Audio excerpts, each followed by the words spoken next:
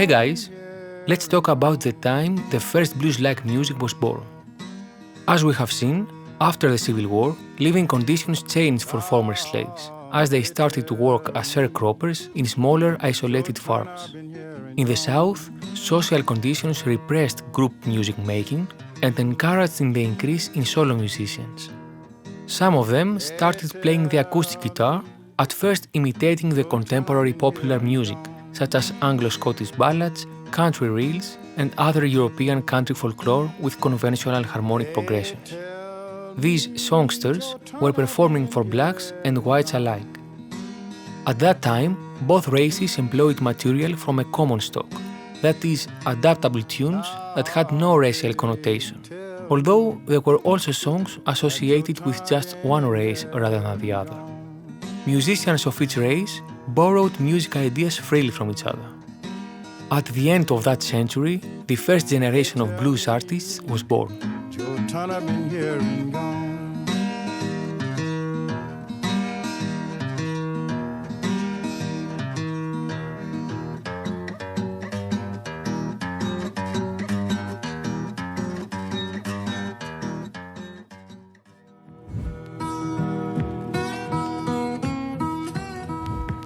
So, how were the blues developed in the turn of the 20th century? Unfortunately, the exact mechanisms that played a part in that to happen elude us. However, we can safely assume that blues slowly evolved from a proto-blues style that was born at least a decade before.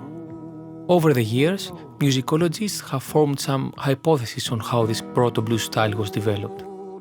At first, proto-blues were likely based on a continuous burden-like tonal center.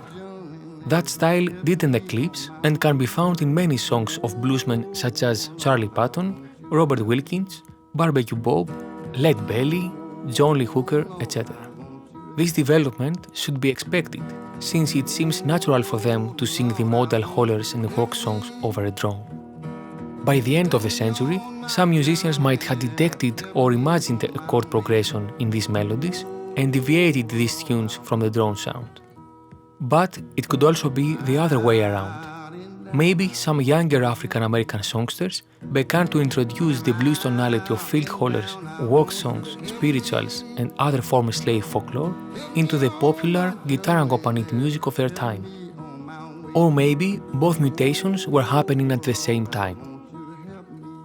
Anyway, it seems that both European and African traditions influenced the development of the blues.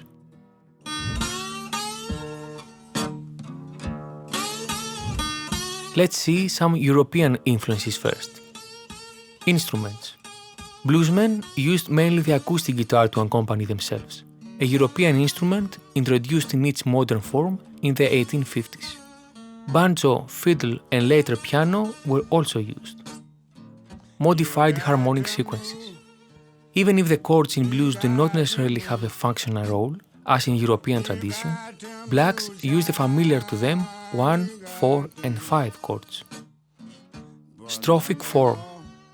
Blues are strophic in form, meaning every verse is sung to the same music.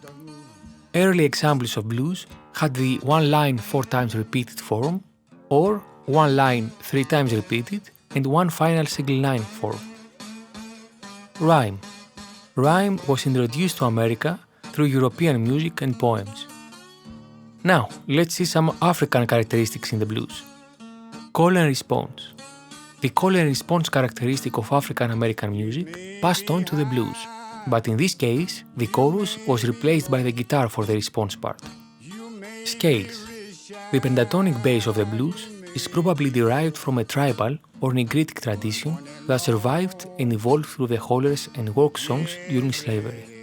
Pentatonic scales were also common in Scottish and Irish folk songs, but blues scales differ due to their characteristic microtonal nature. It seems that the blues scales comprise features of both African and European music scales. Techniques. For example, the use of slide in the blues most likely came from the sliding technique of diddlebow, which derives from African monochord zithers. Singing style.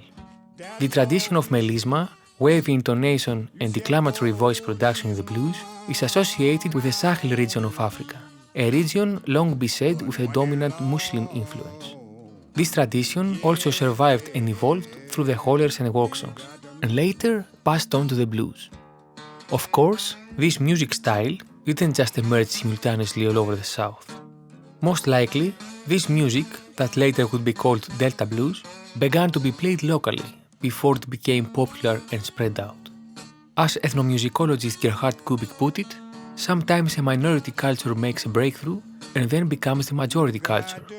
It could be a few individuals who had perpetuated a certain way of declamatory singing, wave intonation, and pentatonic tonal systems within their families that introduced that style to Mississippi Delta.